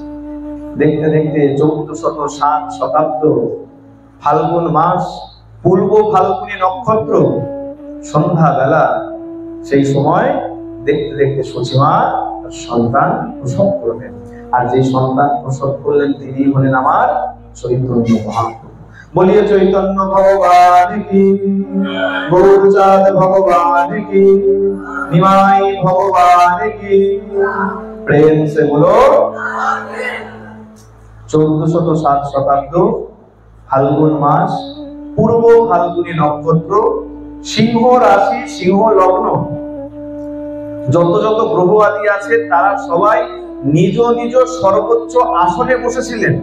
আমরা বিচার করি না কোন নক্ষত্র আছে, কোন রাশি আছে, খালি একটা দুটো নয়, যত যত নক্ষত্র আছে, যত যত রাশি আছে, সবাই সেই সময় তাদের সর্বোচ্চ আসনে বসেছিলেন। চৈতন্য চরিতামৃতে কবিরাজ গোস্বামীপাদ দিচ্ছেন, 1407 শকে মাসে যে ফাল্গুন, পৌর্ণমাসী সন্ধ্যাকালে হইল শুভক্ষণ, সিংহ রাশি, সিংহ লগ্ন, উচ্চ গ্রহগণ, সর্ববর্গ অষ্টবর্গ, সর্ব সুলক্ষণ। সবকিছু লক্ষণ সব ভালো লক্ষণ, সর্ববর্গ অষ্টবর্গ, সর্ব সুলক্ষণ। সিংহ রাশি, সিংহ লগ্ন, সমস্ত কিছু যখন উচ্চে রয়েছে, ঠিক সেই সময়, সেই মুহূর্তে, সন্ধ্যা বেলায় আমার চৈতন্য মহাপ্রভুর আগমন। সবকিছু সুলক্ষণ, সব সুলক্ষণ, কিন্তু অঘটন ঘটে গেল এক জায়গায়। ঠিক সেই সময় চন্দ্রগ্রহণ লেগে গেল, যাকে আমরা অশুভ বলে থাকি, তাই না? গ্রহণের সময় কি করি আমরা? আহার গ্রহণ করি না, তাই তো? আর উপরন্তু আহারের উপর যদি আহার ঘরে থেকেও যায় অতিরিক্ত, আমরা বলি তুলসী পাতা দিয়ে রাখ, জলের মধ্যে তুলসী পাতা দিয়ে রাখ, বলি তো? বলে এই সময় আহারও গ্রহণ করবি না, জলও খাবি না। যেই গ্রহণ কেটে যায়, আমরা স্নান করে শুদ্ধ হয়ে তারপরে নিত্য কর্মে লেগে যাই। বলে এটা কেমন হলো? সবকিছু বলছে সর্বসুলক্ষণ, সবকিছু যদি লক্ষণ সু থাকবে, চন্দ্রগ্রহণ কেন লাগলো? চন্দ্রগ্রহণের কি কারণ? বলে শোনো, এই চন্দ্রমা সেও চিন্তা করছে যে দেখো, যেখানে অকলঙ্ক চন্দ্রের উদয় হচ্ছে, যে চন্দ্রের গায়ে কোনো কলঙ্ক নাই, সেই চন্দ্রের যেখানে উদয় হচ্ছে, সেইখানে এই আমার মতন সকলঙ্ক চন্দ্রের কি প্রয়োজন? চন্দ্রমা আকাশে যে চাঁদ ওঠে, তার গায়ে কলঙ্ক আছে তো? বলি না আমরা, ওই যে চাঁদের গায়ে কালো কালো দাগ দেখা যাচ্ছে, ওগুলো চাঁদের কলঙ্ক, বলি তো? মানে কি, ওই চাঁদের গায়েও কলঙ্ক আছে। কিন্তু যে চাঁদ এই ধরণীতে উদয় হলো, সে নদীর চাঁদ, নিমাই চাঁদ, তার গায়ে কোনো কলঙ্ক নাই, তার গায়ে কোনো কলঙ্ক নাই। আর যেখানে অকলঙ্ক চাঁদের উদয় হয়েছে, সেখানে আমি সকলঙ্ক চাঁদ, আকাশে থেকে আমার কি কাজ? তাই বলছে, অকলঙ্ক গৌরচন্দ্র দিলা দর্শন, সকলঙ্ক চন্দ্রে আর কিবা প্রয়োজন। চন্দ্রমা জানো রাহুকে ডেকে বলছে, শোন, যেখানে অকলঙ্ক চন্দ্রের উদয় হয়েছে, সেখানে আমি থেকে আর কি করবো?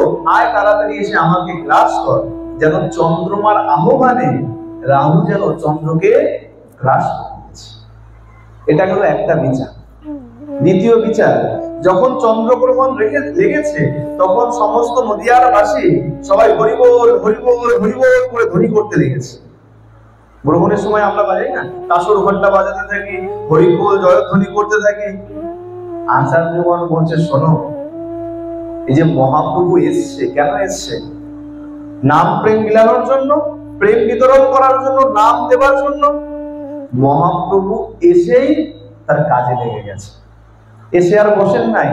জন্মগ্রহণ হওয়ার সাথে সাথে এই সমগ্র বিশ্ববাসী, নদিয়াবাসী এখন হরিবোল হরিবোল হরিবোল করতে লেগেছে। বলে শোনো, আর একটা বিচার কি, যখন কোথাও কোনো উৎসব হয়, মহোৎসব হয়, আর বড় যদি কোনো পণ্ডিত আসে, কোনো বৈষ্ণব, উচ্চপদস্থ কোনো মহন্ত আসে, বৈষ্ণব জগতের যদি কোনো বড় মহান্ত আসে, তাহলে আমরা কি করি? জয়ধ্বনি করতে থাকি, তাই তো? নিতাই গৌর সীতানাথ প্রেমানন্দে হরি হরি বল, হরি হরি বল। একবার চিন্তা করুন, যার জন্ম হলো, যার আগমন হলো, সে কি কোনো সাধারণ ব্যক্তিত্ব? যে নিমাই চাঁদ আসলেন, সে কি কোনো সাধারণ ব্যক্তিত্ব? বলে না, যে অনন্ত কোটি ব্রহ্মাণ্ডের মালিক, এই সব ব্রহ্মাণ্ডের যে মালিক, তার যখন আগমন হলো, আর তাকে সবাই জয়ধ্বনি দিয়ে স্বাগত জানাবে না, এটা কি হতে পারে? এ কারণে মহাপ্রভু যখন ভূমিষ্ঠ হয়েছেন, তখন চারিদিকে জয়ধ্বনি, সবাই মিলে হরিবোল হরিবোল হরিবোল করতে লাগছে।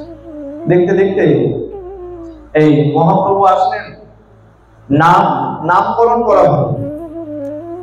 জগন্নাথ মিশ্র নাম রাখলেন। জগন্নাথ মিশ্র কি নাম রেখেছিলেন? কি নাম রেখেছিলেন? কি নাম? এই নামটা খুব বেশি শোনা যায় না, বৈষ্ণবরা জানে, বৈষ্ণব জগতে যারা আছে তারা নিশ্চয়ই মহাপ্রভুর এই নাম অবশ্যই জানে। তার নাম রাখলেন বিশ্বম্ভর। পিতা নাম রেখেছিলেন বিশ্বম্ভর, বিশ্বরূপের ভাই বিশ্বম্ভর নাম রাখলেন বিশ্বম্ভর। যদিও এই নাম সবাই ডাকতেন, পিতা ডাকতেন, আর এই বিশ্বরূপের যারা বন্ধু সখা ছিলেন, তারা একমাত্র এই নিমাইকে বিশ্বম্ভর বলে ডাকতেন। নিমাই নাম কে দিলেন? মা দিলেন নিমাই নাম। নিমাই নাম কেন হলো? দুটো কারণ। একটা কারণ, সূতিকা গৃহ, সচিমায়ের সূতিকা গৃহ যখন গর্ভ হয়েছিল, তখন যে সূতিকা গৃহ আলাদা যে কক্ষে রাখা হয়, যে ঘরে রাখা হয়, সেই ঘরটা ছিল জগন্নাথ মিশ্রের বাড়ির একটা নিম গাছের তলায়। এই যে নিম গাছের তলায় জন্ম, তাই তার নাম দেওয়া হলো নিমাই। মায়ের ভাব কেমন? মায়ের ভাবটা একটু আলাদা। মায়ের মনে তিক্ততা রয়েছে, তিক্ত অভিজ্ঞতা রয়েছে। কি অভিজ্ঞতা? দেখতে দেখতে 8টি কন্যাকে আমি হারিয়েছি, তারপরে এক পুত্র, তারপরে এই আরেক পুত্রের জন্ম হয়েছে। নিম তিতো হয়, আর তিতো সবাই খেতে চায়। নিম তিতো সবাই খেতে চায় না। জমেরও যেন অরুচি হয়, জমও যেন আমার এই সন্তানকে না নিয়ে যায়, না খেয়ে নেয়, এই বিচার করে সন্তানের নাম রাখলো নিমাই। যাতে জমেরও অরুচি। ছোট্ট শিশু কতক্ষণ মা আসুন তাহলে আরেকটু বলি। আজকে বাল্যকালের কথা বলবো, তারপরে আস্তে আস্তে কালকে একটু বড় প্রসঙ্গ, বড় নিমাইয়ের কিছু প্রসঙ্গ শোনা। যখন জন্ম তো হলো, আস্তে আস্তে ঘরের মধ্যে দিব্য দিব্য লক্ষণ মা দেখতে আরম্ভ করলেন। কখনো দেখেন ঘরের মধ্যে বিভিন্ন জ্যোতির প্রকাশ রয়েছে, বিভিন্ন দেবতাগণ আকাশ মার্গ থেকে বিভিন্ন জ্যোতি বিশিষ্ট দেবতাগণ দু হাত জোর করে সচিমায়ের দিকে তাকিয়ে দেখিয়ে যেন কোনো মিনতি জানাচ্ছে। চিন্তা করে জগন্নাথ মিশ্রকে বলে, আচ্ছা এমন দিব্য দিব্য প্রকাশ দেখি কি কারণ? হঠাৎ করে একদিন মা দেখছে ঘরের মধ্যে ছোট ছোট চরণের চিহ্ন, সারা ঘরের মধ্যে ছোট ছোট চরণের চিহ্ন পড়ে রয়েছে। আর সেই ছোট ছোট চিহ্নের মধ্যে বজ্র, ধ্বজা, অঙ্কুশ, অর্থাৎ ভগবানের চরণের তলায় যেসব চিহ্ন থাকে সেই সব চিহ্নগুলো ওই ছোট ছোট চরণ চিহ্নের মধ্যে দেখা যাচ্ছে। সচিমা তাড়াতাড়ি জগন্নাথ মিশ্রকে লিখেছে, তাড়াতাড়ি ঘরে আসুন, তাড়াতাড়ি আসুন, এই দেখুন ঘরের মধ্যে এই দিব্য দিব্য চিহ্ন দেখতে পাচ্ছি, ছোট ছোট চরণের চিহ্ন, আর তার মধ্যে বিভিন্ন বিভিন্ন এই চিহ্ন দেখতে পাচ্ছি, বজ্র, ধ্বজা, অঙ্কুশ এইসব দেখতে পাচ্ছি। কি ব্যাপার? জগন্নাথ মিশ্র বলছে, দেখো এই সন্তান কামনা করে, সন্তানের আশায় আমরা শালগ্রাম শিলারূপী ভগবানকে অনেক পুজো করেছি। ভগবান হয়তো তুষ্ট হয়ে ভগবান আমাদের ঘরের মধ্যে বিচরণ করছেন, কৃপা করছেন, আর সেই চিহ্নই হয়তো আমাদের দর্শন করাচ্ছেন। বেশ, এ তুমি চিন্তা করো। কি বলছে? বাল্য লীলায় আগে প্রভুর উত্থান শয়ন, পিতা মাতার দেখাইল চিহ্ন চরণ। উত্থান শয়ন যখন একটু উল্টে শুতে শিখেছে, বাচ্চারা তো প্রথমে উল্টাতে পারে না, পারে একটু একটু করে কাজ হয়, তারপরে উল্টায়। বাল্য লীলায় আগে প্রভুর উত্থান শয়ন, পিতা মাতারে দেখাইল চিহ্ন চরণ। বাল্য লীলায় উত্থান শয়ন যখন হয়েছে, আর এই ছোট ছোট চরণ তার চিহ্ন দেখালো কিভাবে? হঠাৎ করে একদিন সচিমা এই নিমাইকে নিয়ে যখন দুগ্ধ পান করাতে লেগেছে, কোলের মধ্যে নিয়ে স্তনদুগ্ধ যখনই পান করাচ্ছে, আর দেখবেন শিশুরা, মায়েদের অভিজ্ঞতা ভালো থাকবে, শিশুদের যখন স্তন পান করানো হয় শিশুরা কিন্তু চুপচাপ থাকে, হাত দিয়ে মায়ের হয়তো চুল টানে, বসন টানতে থাকে, পা গুলো লাফাতে থাকে। তা যখনই ওই পা লাফাতে শুরু করেছে, দেখিয়া মিশ্রের হইল আনন্দিত মতি, গুপ্তে বলাইল নীলাম্বর চক্রবর্তী। তখন এই চরণ যখন লাফাচ্ছে, হঠাৎ করে মা একটা চরণ যখনই ধরেছে হাত দিয়ে, ধরা মাত্রই দেখছে ঘরের মধ্যে যেসব চিহ্ন দেখা যাচ্ছিল ছোট ছোট চরণে, সেই অবিকল চিহ্ন এই নিমাইয়ের চরণের তলায় রয়েছে। যে চিহ্ন, যে চরণের ছাপ ঘরের মধ্যে দেখছিল, আর চরণের মধ্যে বজ্র, অঙ্কুশ, মীন, ধ্বজা এইসবের চিহ্ন দেখছিল, সেই সমস্ত চিহ্ন ওই নিমাইয়ের চরণের তলায় সব চিহ্ন দেখা যাচ্ছে। দেখা মাত্রই জগন্নাথ মিশ্রকে ডেকেছেন, তাড়াতাড়ি আসুন, এই দেখুন নিমাইয়ের চরণের তলায় অদ্ভুত অদ্ভুত এই চিহ্ন দেখতে পাচ্ছে। জগন্নাথ মিশ্র এসে সেই চিহ্ন দেখে কি করেছেন? আবার শ্বশুর মশাইকে ডেকেছেন। দেখিয়া মিশ্রের হইল আনন্দিত মতি, মনে খুব আনন্দ হয়েছে, নিজের পুত্রের চরণের তলায় ওরকম চিহ্ন দেখে খুব আনন্দ হয়েছে। গুপ্তে বলাইল নীলাম্বর চক্রবর্তী, নীলাম্বর চক্রবর্তী শ্বশুর মশাইকে আবার ডাকিয়েছেন যে আসুন, এরকম আপনার নাতি এই চরণ তলায় পায়ের নিচে অদ্ভুত অদ্ভুত চিহ্ন দেখতে পাচ্ছি, কি ব্যাপার? চিহ্ন দেখি চক্রবর্তী বলেন হাসিয়া। এই নীলাম্বর চক্রবর্তী সে নিমাইয়ের পায়ের সেই অদ্ভুত অদ্ভুত চিহ্ন দেখে তিনি হেসে বলছে, চিহ্ন দেখি নীলাম্বর চক্রবর্তী বলেন হাসিয়া, লগ্নমণি পূর্বে আমি রাখিয়াছি লিখিয়া, 32 লক্ষণ মহাপুরুষ ভূষণ, এই শিশু অঙ্গে দেখি সেসব লক্ষণ। বিচার করে গণনা করে বলছে, বলে শোনো, এইসব জিনিস আমি আগেই গণনা করে দেখে নিয়েছিলাম, এগুলো হয়তো তোমরা এখন দেখছো, আমি আগেই গণনা করে দেখে নিয়েছি, এ কোনো সাধারণ শিশু নয়, এ কোনো মহাপুরুষ? আচ্ছা, মহাপুরুষ কেন বললেন? পরবর্তী শ্লোকে চৈতন্য চরিতামৃতে কবিরাজ গোস্বামী পরিষ্কার করে বলছেন, 32 লক্ষণ মহাপুরুষ ভূষণ। 32টা লক্ষণ। মহাপুরুষ যদি কাউকে বলা হয় তার মধ্যে 32 রকমের লক্ষণ থাকবে। তাই বলা হলো 32 লক্ষণ মহাপুরুষ ভূষণ, এই শিশু অঙ্গে দেখি সেসব লক্ষণ। বলে শোনো, এই যে সচি, তোর যে সন্তান হয়েছে জগন্নাথ, এই যে তোমার সন্তান, এ কোনো সাধারণ সন্তান নয়, এর মধ্যে আমি 32টা লক্ষণ খুঁজে পেয়েছি। আর এই 32 লক্ষণ কার থাকে? যে মহাপুরুষ, একমাত্র তার মধ্যে এই লক্ষণ থাকে। এখন তো মহাপুরুষের ছড়াছড়ি, তাই তো? এখন বাজারে মহাপুরুষের ছড়াছড়ি দেখেছেন কিনা জানি না, কিছুদিন আগে, বেশ বছর খানিক হবে, 1-1.5 বছর আগের কথা, টিভিতে এক মহাপুরুষ দেখা গিয়েছিল, গাত্রবর্ণ কালো, আর সে বলছে, আমি ভগবান বিষ্ণুর অবতার, আমার চরণে আমার পায়ে তুলসী পাতা দিয়ে আমাকে সবাই পুজো করে। এইসব মহাপুরুষ থেকে একটু সাবধান। মহাপুরুষ অনেক হয়ে গেছে, বাজারে খুঁজলে মহাপুরুষের কমতি নাই। আর শাস্ত্র কি বলছে? 32 লক্ষণ না থাকলে তাকে মহাপুরুষ বলা যায় না। যে কারণে আমরা চৈতন্য মহাপ্রভুকে মহাপুরুষ তথা ভগবান বলে থাকি। যে লক্ষণ, যে চিহ্ন থাকলে ভগবান বলা যায়, মহাপুরুষ বলা যায়, তার প্রত্যেকটি মহাপ্রভুর মধ্যে ছিল, যার জন্য মহাপ্রভুকে মহাপুরুষ বলা হচ্ছে, ভগবান বলা হচ্ছে।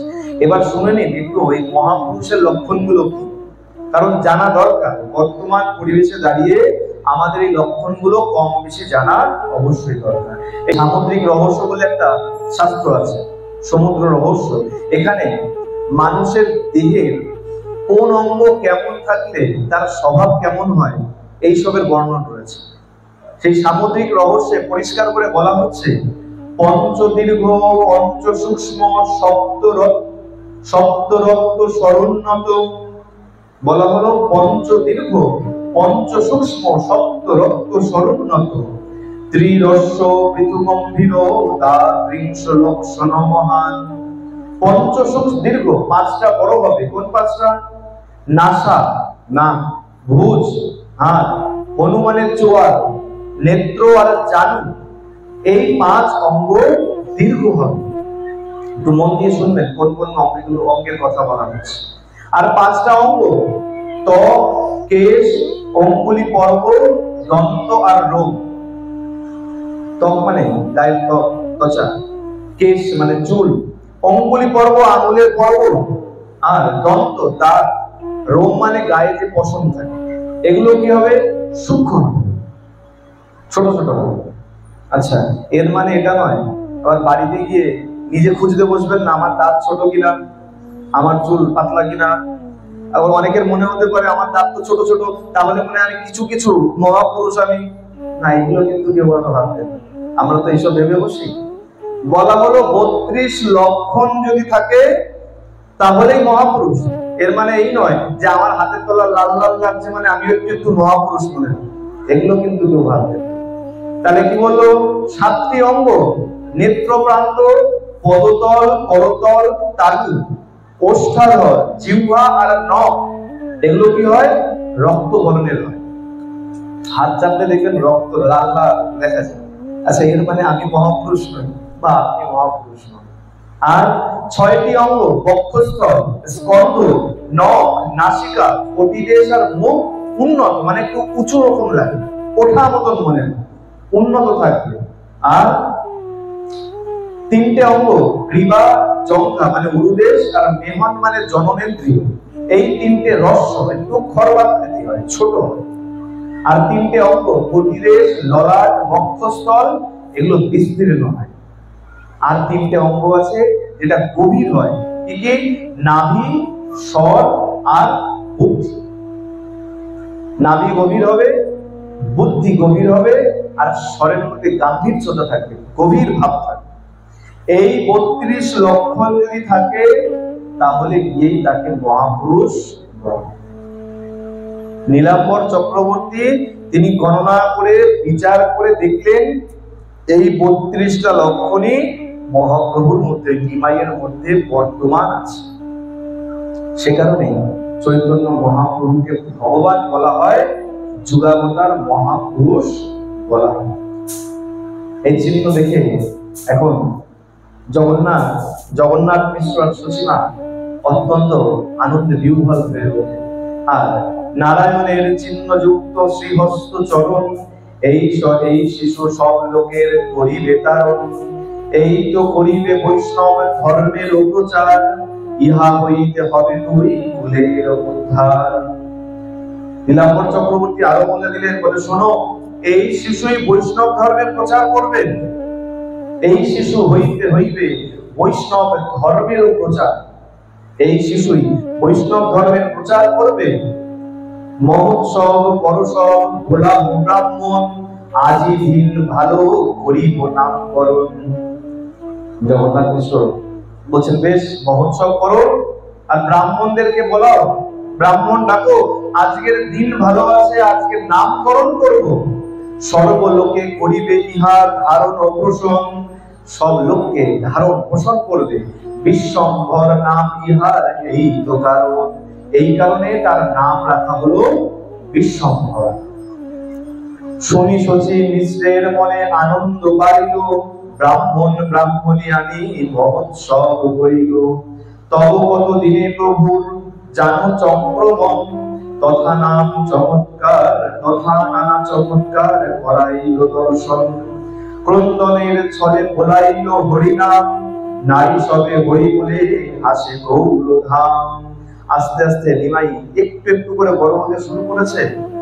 আর এত অদ্ভুত দেখতে, 13 মাসে জন্ম হয়েছিল, আকৃতি একটু বড়।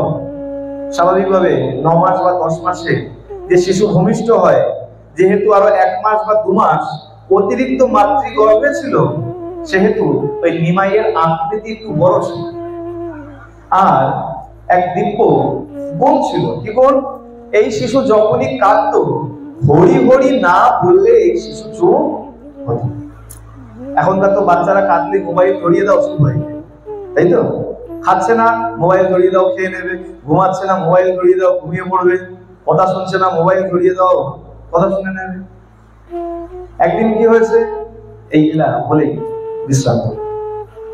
একদিন সচিমা নিমাইকে পালনকে রেখে, খাটে রেখে রন্ধনশালায় রন্ধন করছে। আর প্রতিবেশী বিভিন্ন গৃহবধূরা সবাই এসছে দেখবার জন্য, নিত্য নিত্য আসে নিমাইকে দেখবার জন্য। গৌর কান্তি, এত সুন্দর দেখতে, টানা টানা চোখ, এত সুন্দর কেশ, দিব্য তার দর্শন। নারীরা যখন এসে কোলে যখন নিয়েছে, নিমাই কাঁদতে লেগে গেছে। এখন যতই বাপরে, সোনারে, মনারে, ধনারে যতই যাই বলে না কেন, যতই যাই দেখায় না কেন, ওই শিশুর কান্না আর থামে না, নিমাইয়ের কান্না আর থামে না। এর কোল থেকে তার কোল, তার কোল থেকে আরেকজনের কোল, কোলের পর কোল ঘুরাচ্ছে। বাবারে, সোনারে, মনা তো পড়ে যাচ্ছে, কিন্তু ক্রন্দন আর থামছে না। সচিমা রন্ধনশালা থেকে বলছে, বলে শোন, এইভাবে ক্রন্দন থামবে না নিমাইয়ের, সবাই মিলে হাতে তালি দিয়ে হরি বল, দেখবি নিমাইয়ের কান্না থেমে যাবে। সত্যি তাই, অদ্ভুত সেই বিষয়। সবাই মিলে সেই রমণীগণ হাতে তালি দিয়ে যেই হরি বলতে লেগেছে, অমনি দেখতে দেখতে ওই শিশুর ক্রন্দন থেমে গেছে। এই নারী সবে হরি বলে আর সব হাসাহাসি করে, সেই থেকে এই গৌর, তার নাম হয়ে গেল গৌর হরি। তার নাম তো মা দিয়েছিল নিমাই, পিতা দিল বিশ্বম্ভর। আর এই নদিয়াবাসী সবাই এই গৌর হরি বলে, এই হরি হরি বলে হাসতো আর তার ক্রন্দন থামাতো। এই থেকে তার নাম হয়ে গেল গৌর হরি। বলিয়ে গৌর হরি ভগবান কি। এইভাবে দেখতে দেখতে নিমাই বিশ্বম্ভর আস্তে আস্তে বড় হতে লেগেছে। আর একে একে দিব্য চমৎকার বিভিন্ন লীলা করতে লেগেছে। আসুন আজকের এই প্রথম দিবসের চৈতন্য চরিতামৃতের কথার প্রসঙ্গে আমরা আজকে নিমাইয়ের আবির্ভাবের কথা শ্রবণ করে এখানেই প্রথম দিবসের কথা বিশ্রাম দিচ্ছি। আগামী দিবসে আমরা নিমাইয়ের বাল্য লীলার কথা শ্রবণ করব। সবাই নির্দিষ্ট সময়ের মধ্যে চলে আসবেন, যদিও 6:30 থেকে টাইম দেওয়া আছে। 6:30টার মধ্যে সবাই এসে উপস্থিত হবেন। আমরা দ্বিতীয় দিবসের কথায় আগামীকাল প্রবেশ করব। এখানেই এই চৈতন্য চৈতামৃতের কথা বিশ্রাম দিচ্ছি। যদি শ্রী গুরু প্রেমানন্দে নিতাই গৌর সীতারাম হরি হরি বল। শ্রী শ্রী সাধু গুরু বৈষ্ণব প্রেমানন্দে হরি হরি বল। শ্রী শ্রী রাধা গোবিন্দ প্রেমানন্দে হরি হরি বল। সবাই মিলে একসঙ্গে প্রেম সে বলো রাধে। জয় জয় শ্রী রাধেশ।